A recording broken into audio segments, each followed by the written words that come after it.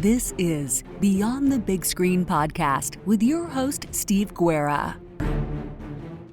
Thank you again for listening to Beyond the Big Screen podcast. We are a member of the Parthenon Podcast Network. Of course, a huge thanks goes out to frequent guest Jacob Herr. Links to learn more about Jacob and his blog can be found at vocal.media/author/Jacob-Herr or in the show notes. In this episode, we talk about the real history, context, and background on the story of the San Patricio Battalion in the Mexican-American War. Keep your podcatchers updated for our next episode where Jacob and I will see if Hollywood appreciated this great story or hated it in the 1999 film One Man's Hero.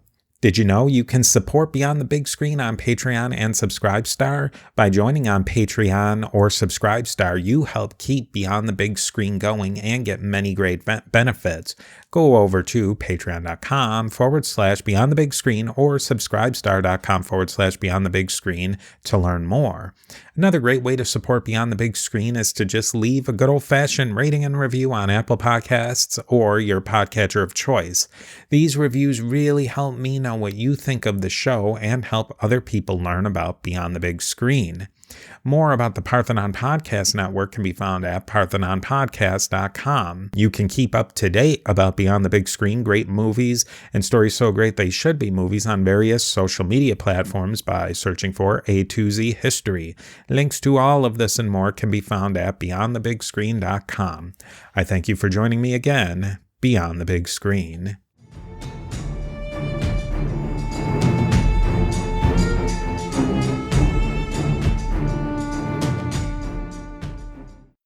I would like to welcome Jacob Herr back to the show. Jacob took us through the really fascinating look at both the real Billy the Kid and Billy the Kid as portrayed in popular media. Jacob is going to do it again today with a really intriguing yet not widely known piece of American history. The Mexican-American War is a complicated conflict to discuss. There's many moving parts in diplomacy, military, and culture, all under the shadow of a great revolutionary movement sweeping through the world. Today, Jacob is going to guide us through the history of a group of Roman Catholic Irish U.S. soldiers who changed alliances and allegiances from the U.S. to Mexico, La Battalion de San Patricio, the St. Patrick Battalion. Look out for our next episode where we'll explore the 1999 film featuring the San Patricios, One Man's Hero. You don't want to miss either one of these episodes. Now, Jacob, how did you become interested in the Mexican-American War and then this kind of interesting sub part of the conflict, the San Patricios? I became interested in the Mexican-American War when I was wrapping up a research project that I was doing in college my junior year. It was about my home state of Indiana during the War of 1812. And then when I started exploring the legacy of these people who were involved in 1812 and then later on with the Texas Revolution and the Seminole Wars, you see a lot of similar names. And then you discover really, it was a deep dive into this conflict that in terms of the public zeitgeist, everybody knows the Civil War, everyone knows the Revolution, everyone knows World War II. Very few people actually either know of the Mexican-American War or its importance in terms of the story of not just American history, but also Latin American history with Mexico and how we have our border, our international border between the America and Mexico to this very day. It was politically consequential. While at the same time, I discovered this group, this military group, the San Patricio Battalion. It just stuck out like a sore thumb because it kind of breaks that good versus evil, us and them narrative that we see with a lot of those other wars. And this particular group, you begin learning about these people, their story, and their beginning to end. And it really surprises you. And it creates that gray area, which is a very true reality in the course of not just our history that's still ongoing, but also in military history that it really does show that the gray area is like a fog of war. It's confusing and it's not easy to decipher. Yeah, I had been doing a little bit of research into this general time period in European history for the History of the Papacy podcast. And I think you get commonly, and especially in my education, stuff that was going on in Europe at this time really didn't have a lot of impact on things that were going on in North America, but there was a ton. And I think that it feeds into this with the Irish and the Catholics. And that might be a good place to really start off with is what was changing in the demographics of the United States during this time because of some things that were going on in Europe at the time.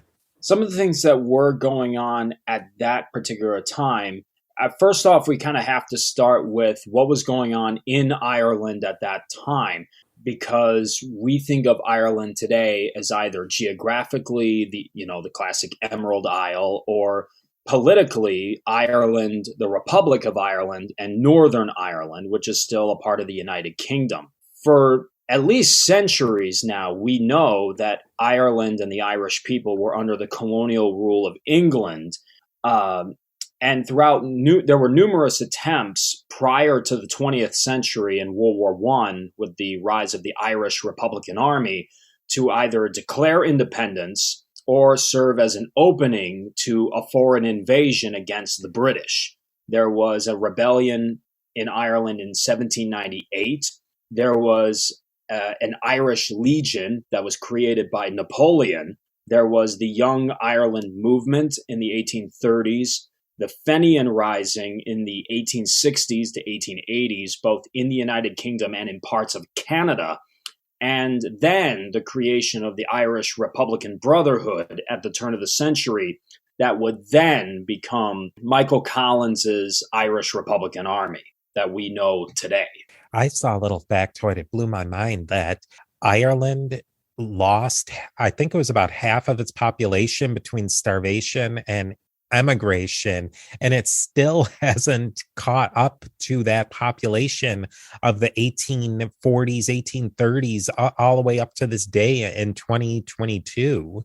No, it hasn't, because the Great Irish Famine, or the Irish Potato Famine, as we know it in today's time, it really was a dire circumstance for these people, where they were resorting to eating bugs, eating grass, eating roots of plants just to survive from one day to another. And there was literally any type of foreign aid that we see in today's time whenever an international famine takes place. The Irish were really out on their own. And rather than starving to death in their homeland, they had no choice to say, we need to find a living somewhere else. And that's why you see this long wave of immigration, not just into the United States, but also into Canada, and then other parts of the British Empire in London, parts of South Africa, India. But for the most part, North America is the largest hub, along with other European minority groups. The next step in this is the Mexican-American War. Now, I think back to my high school into college American history. The Mexican-American War is almost treated, it's a quick thing. It's not in any of those contexts. I didn't get a huge education on the Mexican-American War, but it was mostly set up as sort of a prequel to the Civil War. And, this is where the Farm League of a young Lee, a young Grant, they make their mark. And then a decade or so later, the real show is the Civil War. Before we talk a little about the Mexican-American War and where this conflict started, what was the sort of the historiography you learned? There wasn't really much of a historiography that I learned. I had to discover it mostly on my own. But in terms of like actual historiography that I was exposed to in college and at a higher education level like that, there really wasn't anything that specific. What are the antecedents to this war? Where does this war come from? What the war really comes from is that it started over a failed land deal that had taken place between the United States and Mexico over the Western territories that we now know as a lot of Texas, Arizona, New Mexico, Colorado, California, and Nevada, as well as a political dispute over where the United States-Mexico border actually lies. The Americans believed that it was at the Rio Grande. However, the Mexican government was insistent that it was at the Nueces River, which is slightly northward of the Rio Grande. When Texas had declared independence in 1836 and had succeeded that Mexican province as it was originally drawn out, that was the final decision. You're not going to gain any more land. That province, as it's already written out, is yours. And now the Americans, with more and more American influence in Texas from a independent republic to a U.S. state, is now saying, whoa, wait a minute. I thought it was at the Rio Grande. It's at the Rio Grande.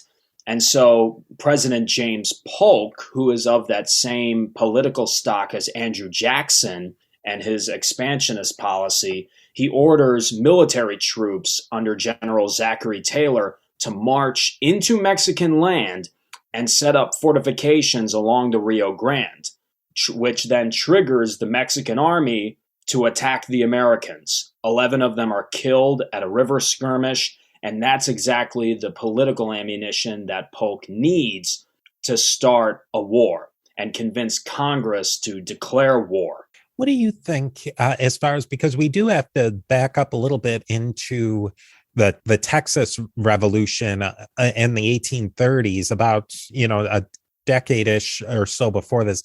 Do you think that that Texas Revolution was really meant for eventually Texas to become a part of the U.S.? That's a little debatable, but as based on the information I've been able to come across, I've visited a lot of the Texas Revolution sites, San Jacinto, the Alamo, Gonzales, and Goliad.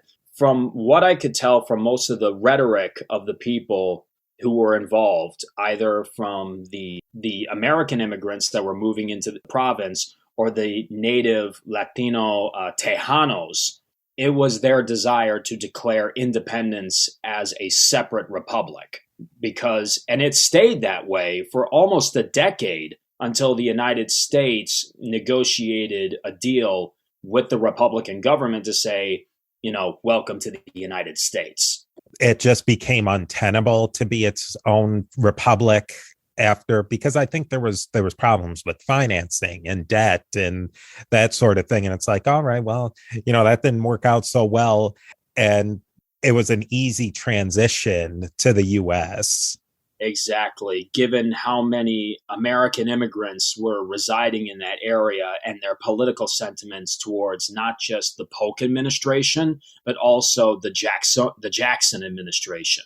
Andrew Jackson had been eyeballing that area, and people had actually believed that that part of North America was part of the Louisiana Purchase, as much as we know now that it wasn't. Now, what was going on in Mexico at the time? Because Mexican politics was really complicated, and that's another one that's hard to really draw clear this black and white, that this is this. What was going on in Mexico? Yeah, so between 1836 and 1846, Mexico is pretty much in a state of political turmoil. They had already gone through multiple different presidencies of different political parties. Antonio López de Santa Anna, the Mexican dictator who had violated the Mexican Constitution and very much contributed to what would become the Texas Revolution, he had been sent away into exile in Cuba.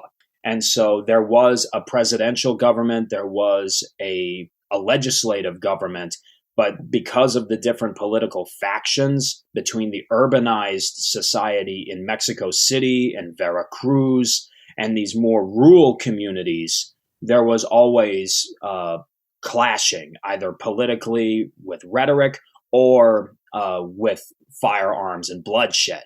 And so by the time the American military sets up Fort Texas along the Rio Grande. The presidential administration, I can't remember who exactly it was, they recognized that this was an invasion. This was an attack on a sovereign and friendly power. And we're not going to let this happen again. And now, a brief word from our sponsors. Yes, so the U.S. moves into this neutral zone between the Nueces and the Rio Grande, sets these things up, and it's really, is it meant to be a provocation? Poke the bear and see what happens? I very much believe that was the intention when President Polk gave General Taylor those orders. There was a lot of bear poking too at that same time. I believe it's pretty much the same time in the northwestern, what would become the northwestern U.S. of the Pig War, where the U.S. did something kind of similar to that. Yeah, in the 1850s with General Harney and Captain Pickett, but also at the same time closer to the Mexican War with the Fremont expedition, John C. Fremont and Kit Carson, when they established the Oregon Trail, and then were given presidential orders to navigate Spanish California, while at the same time agitating rebellion against the Mexican government that was there, now that we know today as the California Republic, which only lasted for about two or 3 weeks, but we remember it most from the California state flag. What was the kind of the military situation? We get the idea, I think, ex post idea that the U.S. was the gigantic behemoth and Mexico was the underdog. But on paper, Mexico had a really strong military. What was the military situation going into this conflict, U.S. versus Mexico? Well, the Mexican military at that time, it was numerically larger than the United States Army. And they had more experience in combat. Not just with the Texas Revolution, but there was also a military intervention by France to colonize Mexico in the beginning of the 1840s, which was how subsequently Antonio Lopez de Santa Anna had lost his leg, and he for the rest of his life had worn a prosthetic leg. And so combining both of those military engagements, the Mexican military had far more experience, but they were lacking in proper leadership and military equipment. It was often very outdated and obsolete, weapons that were being imported from foreign trade. As I like to call it, kind of a military buyback program. The older world powers from Europe would send off their older weapons to third world countries or upstart republics. And it's like, here's all of our junk. Good luck. While at the same time, the American military was, even though it was numerically smaller, they were far more advanced with domestic industrial armories. They had the Colt Manufacturing Company. They had the Springfield Armory. And the technology that they were coming out was far more cutting edge with percussion caps, revolving pistols, and this entire branch of West Point officers that would define themselves in the Civil War. Grant, Lee, McClellan, Stonewall Jackson, George Meade, Braxton Bragg, etc. Yeah, it was really, it's a, do you think that was one of the deciding factors really, is that you almost had the dream team military going up against the Mexican army in this conflict? Definitely, not just with the junior officer corps fresh from West Point, but also a lot of the senior commanders with Zachary Taylor and Winfield Scott. These were people who had started their careers in 1812, and they had hardened themselves as professional soldiers with the Seminole campaigns and with other efforts that they had been conducting at that time. So it really was kind of like a high school football the football captain going up against the captain of the chemistry club. That's a good analogy. Let's maybe talk about the organization of the military, because that's going to really feed into the whole idea of the San Patricios. All of these Irish immigrants are coming and they're semi being welcomed into the country. How were the Irish being incorporated into the military? We know that the San Patricios were incorporated originally as an artillery unit in the Mexican army, but they had later evolved into irregular infantry with as many as 200 different combatants under the Mexican flag and their own special ensign, which was a green banner depicting a golden harp, golden clovers, and the old Irish Gaelic phrase, Erin go Bragh, which means Ireland forever, which is a little ironic because as far as the common misconception being that, oh, it was strictly Irish and Irish American, it was actually a little more culturally diverse. We know that there were Germans, we know that there were Canadians, we know that there were English, French, Scottish, other Mexicans, and even some disenfranchised Americans and escaped slaves. Because Mexico, as part of their political policy, they had already outlawed the institution of slavery as early as 1837. How were Catholics treated in the U.S. Army in a country that's predominantly Protestant at that point, but definitely evolving? Yeah, the situation between Catholics and Protestants in this particular time period, it was socially and very politically toxic. Catholicism being the primary religion of immigrants newly arriving in America, and their loyalty to the Pope was often seen as a threat to the political power of a secular constitutional government that was created and upheld by this mixed bag of Protestants and what we would kind of call modern day humanists. We would call deists with heavy ties to Freemasonry. Washington was a Freemason, Jefferson, Adams, Madison. However, I did find that amongst that original ilk, one of the signers of the Declaration was actually Catholic. His name was, I believe his name was Thomas Carroll. And he was actually the oldest member of the Declaration delegate. He passed away. He was the oldest one. He outlived them all, dying during Jackson's presidency. Oh, wow. Yeah, I think that's a really interesting piece of history there is the Catholics and the Freemasons. That adds, and that was something I hadn't really thought of, that adds another layer, because there was no love lost between Catholics and Freemasons, let alone the Protestant element that would have caused serious conflict. Absolutely. Now, the next step of that sort of is you have the Mexicans who are Catholic and the Irish who are Catholic, German Catholics, French Catholics. But in a lot of ways, the Irish are more culturally connected with the Americans, with shared language and shared institutions there. What's some of the conflict that's coming out of this? The conflict that's really coming out of it, especially with these Irish American communities that are beginning to blossom, really in the beginning of the American, what we would define as the Industrial Revolution prior to the Civil War, is that they didn't really integrate themselves very, very well, at least in the beginning. And so that's when you begin to see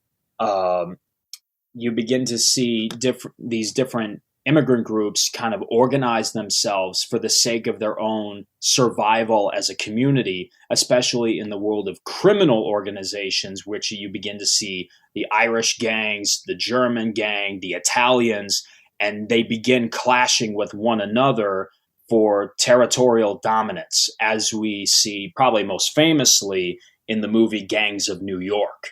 We'll get into the details, but overall, how did the war go?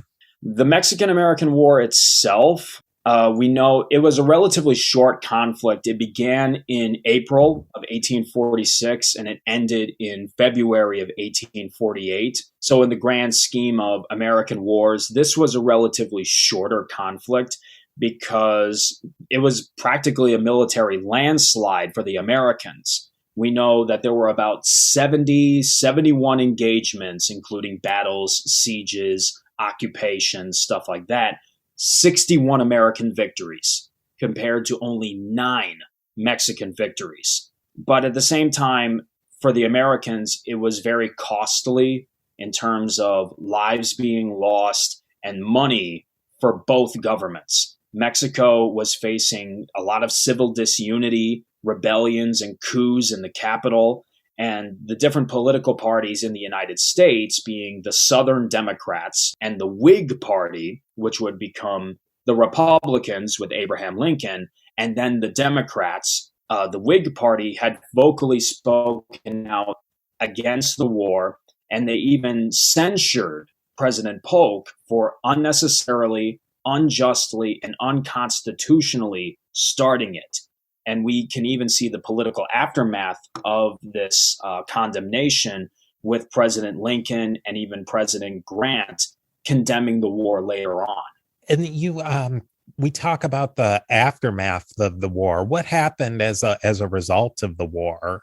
The aftermath of the war, as part of the Treaty of Guadalupe Hidalgo in 1848, it would ultimately cost Mexico half of its land to the United States, and it would leave the country even deeper in economic trouble, political instability, and very much vulnerable to foreign attack, as we would see with the second French intervention in 1862 to 1867. What was the politics of that? Because the U.S. fairly much has dominated we'll get into battles, but they're in central Mexico. Why did they only take half? Why not take the whole thing? I think really it was because of the philosophy of manifest destiny, which was all gung-ho by the Southern Democrats at that time. And it was also sort of for their benefit of exploiting the institution of slavery, which had made them predominantly wealthy, at least for the Southerners that had political power, and say, well, this is not enough land. These are not enough slave states. We need to expand it further to the west because there's all that land out there that's wide open and easily can be cultivated. But at the same time, you have to remember that this was sovereign land that belonged to a friendly nation. And when starting a war under very dubious and very, I would say, messed up reasons, that's part of the legacy of it. And that sort of desire to expand the country for the sake of preserving and expanding the institution of slavery, that would cause the buildup and the eruption of the American Civil War. So taking half of the cake is greedy enough, but to take the whole cake might have been just a bridge too far.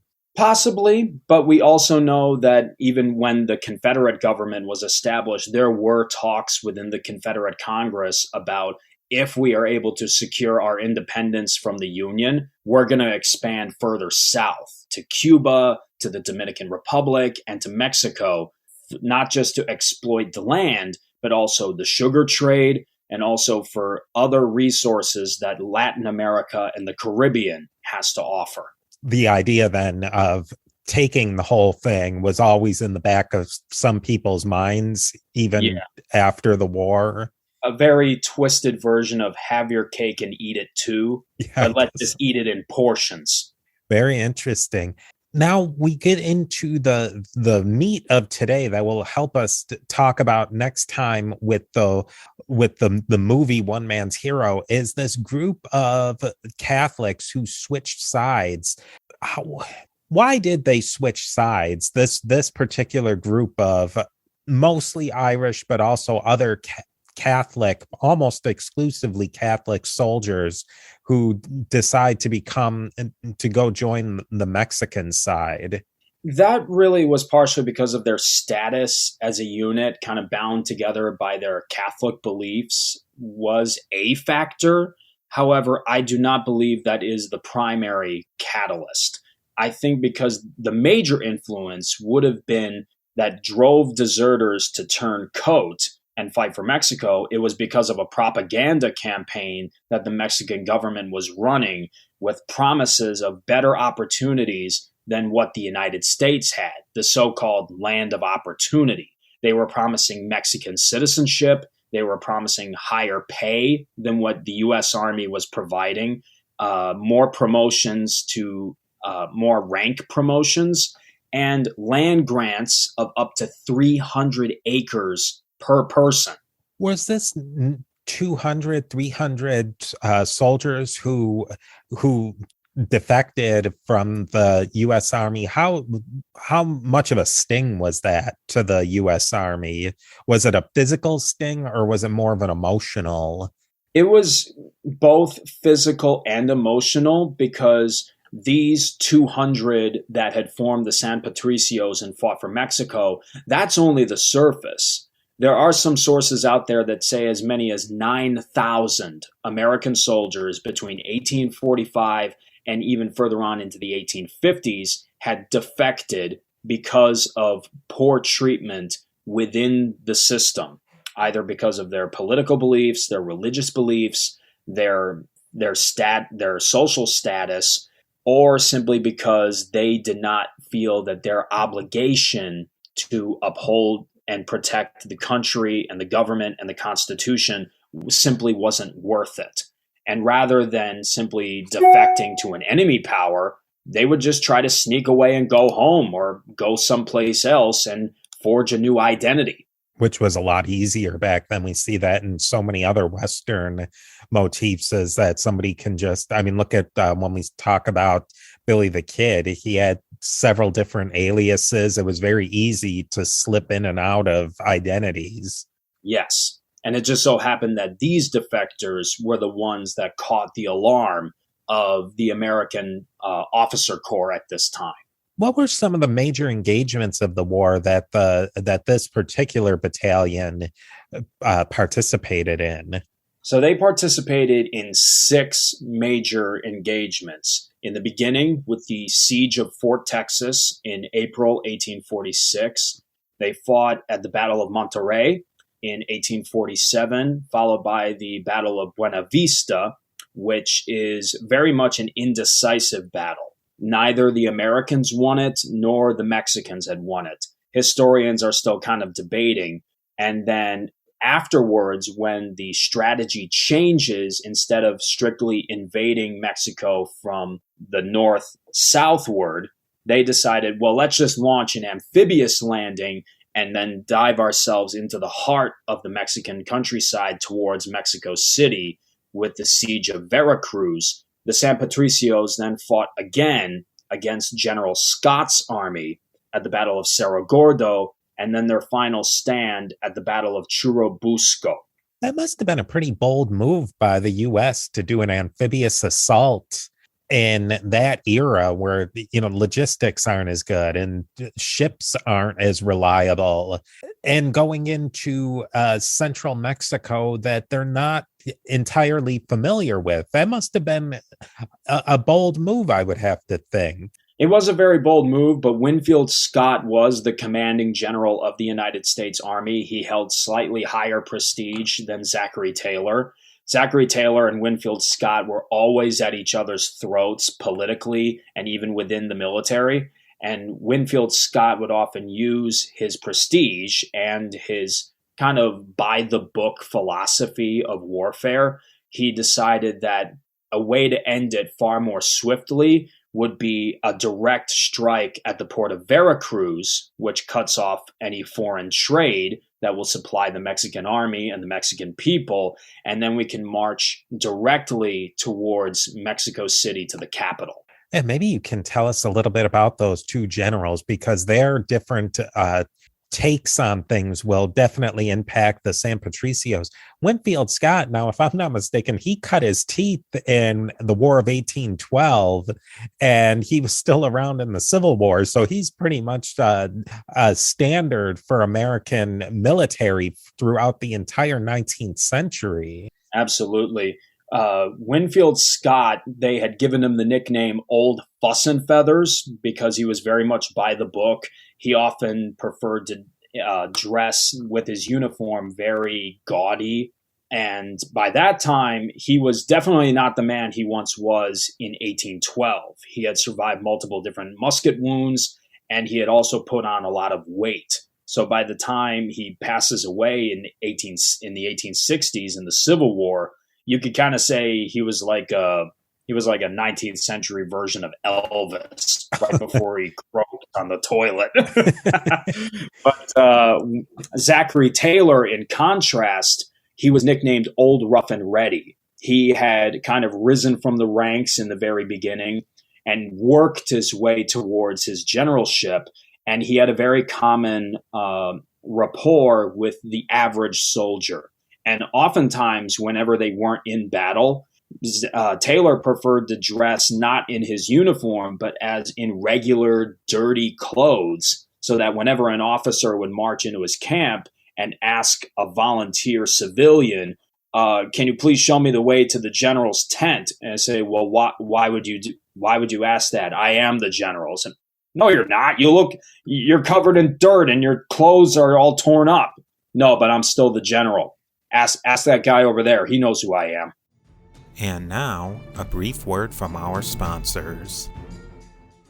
At this point in the war, another conflict is the slavery versus the people who are supporting abolition. It's still in its infancy, but there's definitely sectional differences. Did that play out at all between Taylor and Scott?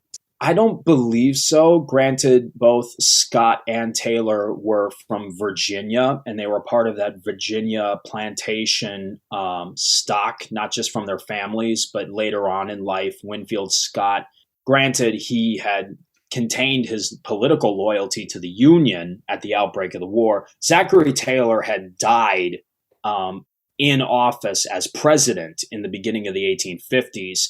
So a lot of his political thoughts about the institution of slavery and where it was going, we simply don't know. He didn't write about it that much, and I guess he really didn't consider himself that much of a political guy. He was a soldier, not a politician. And so when he was even given the nomination to run as president for the Whig Party, he just decided the only reason I'm going to do it is because the Southern Democrats might give their nomination to Scott. And because I hate that guy's guts, I don't want him sitting in the White House. I might as well take it and do this country a favor. What wound up happening to the San Patricios after the war, or at the conclusion of the war? At the conclusion of the war, around 1847 to 1848, the San Patricios they were some of the last few remaining soldiers that they had to garrison a Churubusco, which is one of the closer villages towards Mexico City, and the Castillo de Chapultepec, which was a military academy for the Mexican army. That was ultimately their final stand, facing off against General Scott's army. But the surviving members that were not killed or captured at Churubusco, they were then transferred to other units and then fought at Chapultepec. But for the most part, Churubusco was their final stand. And the only reason that they were defeated at Churubusco was because they had physically run out of ammunition for both the cannons and for their muskets. And even then, they kept going. They were that tenacious, willing to fight man to man, hand to hand. And even when other Mexican officers were trying to surrender Churubusco, they kept pulling the Mexican ensign back up. They would rather fight to the death than face surrender, because they knew what deserting the American army the consequences would be. And ultimately, the consequence would be that 85 of the captured men would be tried in two separate courts-martial by Scott. No attorneys to defend them, and there was not even a written transcript for either court procedure. And the majority would be sentenced to death by hanging if they had found to have deserted after the declaration of war, and those who had deserted prior to the war's commencement, they would be flogged 50 times in public and then branded with a D for desertion on their cheek. This gives us a good time to go into one particular soldier who we'll see is featured in the movie, John Riley. Was he an actual historical character? Yes, John Riley. What we know about John Riley was that he was born around 1817, 1818 in County Galway, Ireland. He had served as a sergeant in the British Army between 1835 to 1840. But the extent of his military service in the United Kingdom is kind of lost to history. We don't really know where he was stationed or what he was doing before he had immigrated to Canada as a result of the increasing famine conditions in Ireland. He then immigrates to the United States, to Mackinac, Michigan, and then re-enlists in the American Army as a sergeant again with the 5th Infantry Company K, which is then deployed to the middle ground between the Nueces River and the Rio Grande in Texas. And due to alleged encounters of discrimination against his Catholic beliefs in the American Army, he and another Irish soldier, Patrick Dalton, desert, and they cross the border into Mexico. And then when the declaration of war is made public and reaches Mexico, they offer their services to the military in Mexico and create the San Patricio Battalion.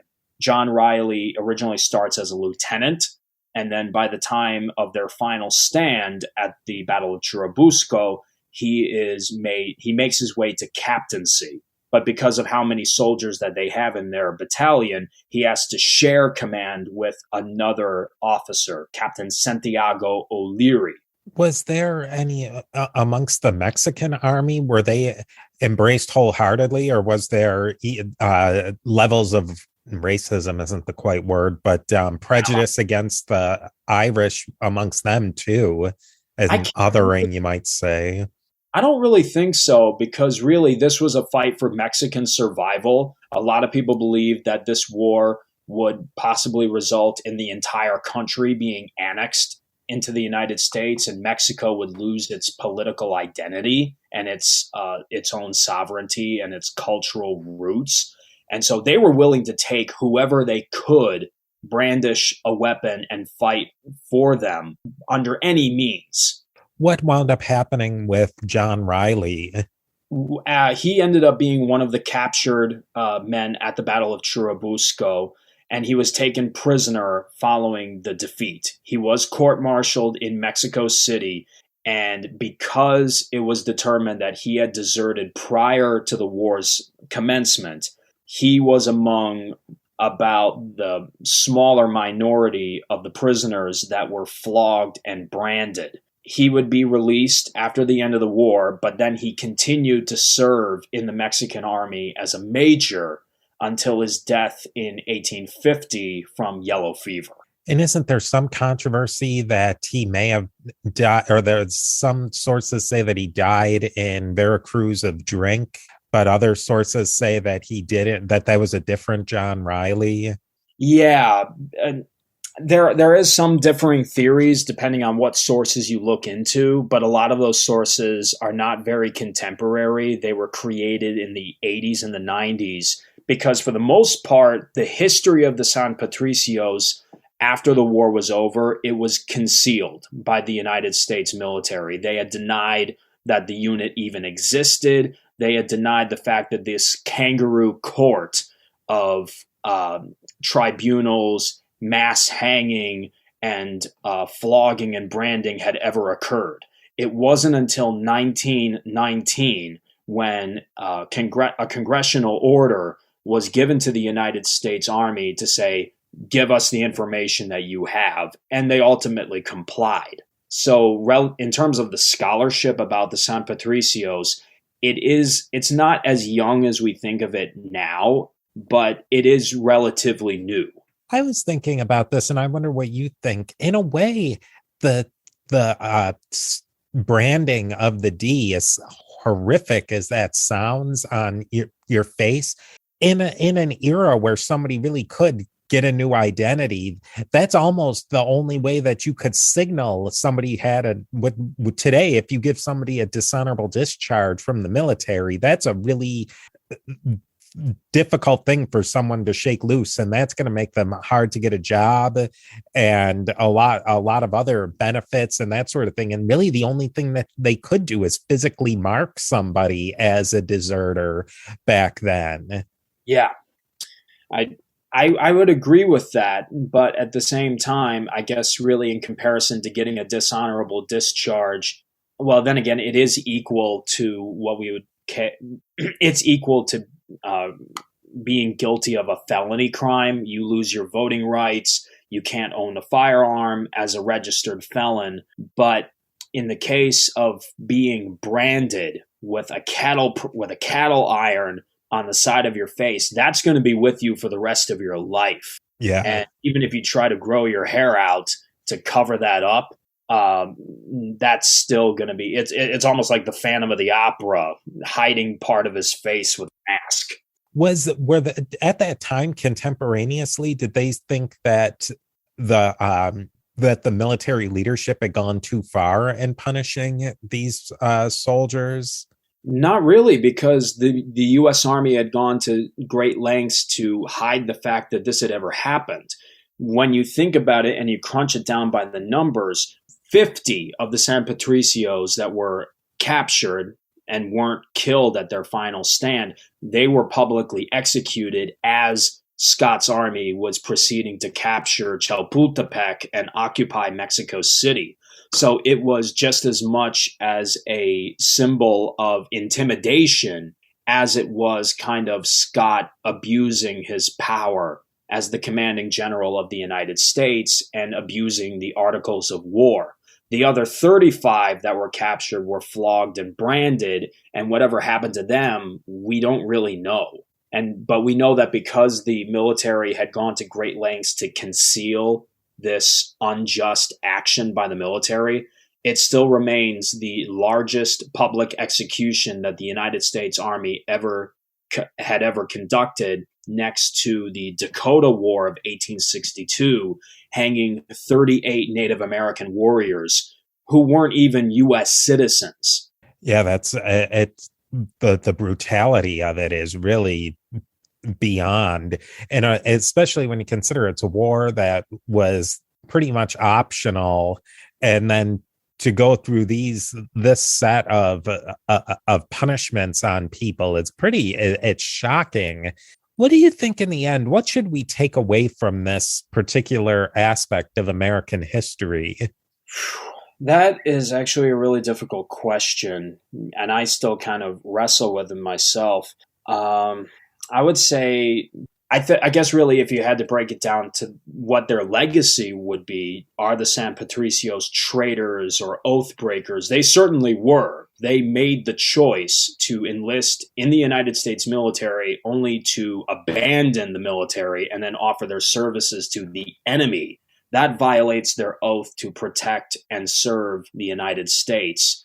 And it's a textbook definition of treason. No different than Benedict Arnold or Benjamin Church or Thomas Hickey during the Revolution. Now, if you had to compare it to what we see later on with the Confederacy, I would say in comparison to the Confederates, the San Patricios abandoned and fought against the United States, not in an effort to destroy the country and what it stood for. The men of the San Patricios were seeking a new life and better opportunities for themselves, no matter what country or what culture would accept them for their economic advancement. The San Patricios escaped. They had escaped slaves in their ranks, and many of the religiously motivated troops saw slavery as a moral wrong that had to go, a position that the Mexican government, with political endorsements and connections to the Catholic Church, had already long condemned and outlawed. Yeah, it's such a complicated thing because you look at it in one way that, yeah, they're not being treated fairly. A lot of them aren't even American citizens. And so going and fighting for Mexico, it can be justified. But then you also think that in a lot of ways, they are fighting against guys who they had served with and potentially killing them, of people who they were comrades with, and then they go and they switch sides.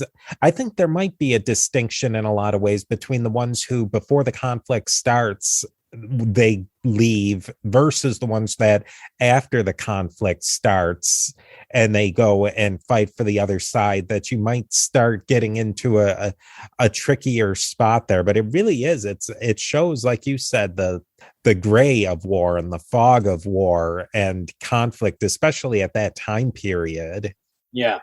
And because the war was very much advocated by Southern Democrats for the sake of their economic advancement, but a lot of Northerners condemning the war because they thought it was politically and in terms of the cost of lives being lost was extremely useless. That kind of sows the seed of political discontent that breaks out with the secessionist movement in 1860.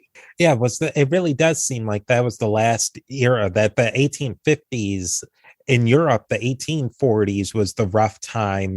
1848, when this war's over, the US everybody's feeling pretty good about this war. It's the kind of the first time that the US gets into a tussle with a major combatant in this era and comes out on top, but then everything falls apart in the 1850s. Yeah.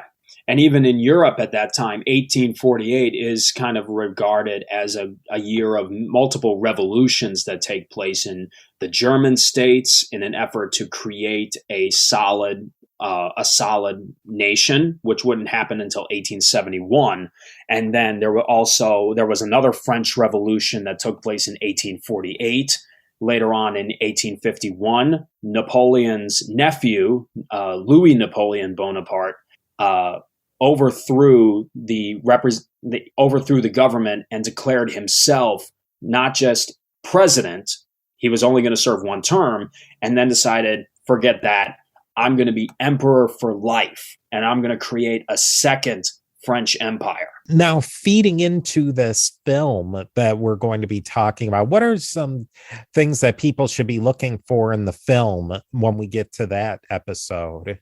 I think something that we should be looking for in the film, One Man's Hero, is not just historical authenticity or historical accuracy. In terms of the accuracy and authenticity of the past being depicted on film, they actually do a pretty good job. Granted, some of the characters are made up. They're not based on real people. However, throughout the course of the movie, and it is a very slow burn, especially for people who are not interested in this particular time or just period pieces to begin with, there seems to be like a running narrative that I've sort of discovered watching it that I kind of like to call the religious persecution complex, where because that it's showcasing this persecution that took place in the past, it somehow has to linger and now is seen in today's time.